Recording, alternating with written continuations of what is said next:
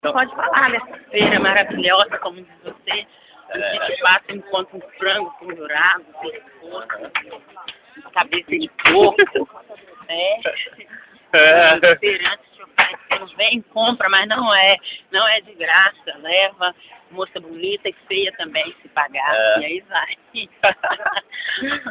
Tem um bolinho de aipim que é maravilhoso, na primeira barraca, mas a primeira fritura que é a boa, porque a gordura ainda não está saturada, faz menos mal para a saúde. E essa feira acontece uma vez por semana, todos os sábados. E o melhor momento de você comprar as suas frutas, legumes, verduras e carnes é a partir das 2 horas, que é o horário da xepa, que a feira está acabando, a famosa xepa, onde você compra 1 quilo de banana, 50 centavos, se brincar, leva até por 20 centavos. Olha, uma vez eu comprei no final, foi mais barato.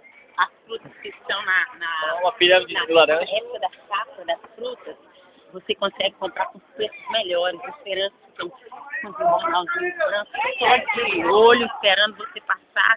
E, puxa, tem umas bancas maravilhosas com as melancias, tem também as abóboras que eu adoro comprar, que eu aproveito tudo, cascas, as sementes, eu pego as sementes e torro, é excelente.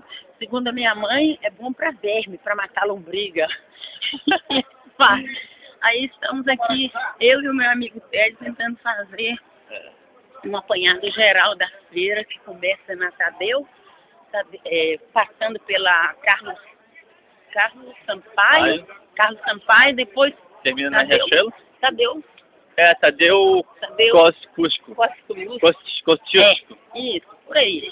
E ela vai até na ponta, passando, né, pela início na Vila Vermelha. Acabou? Depois a gente tá de novo.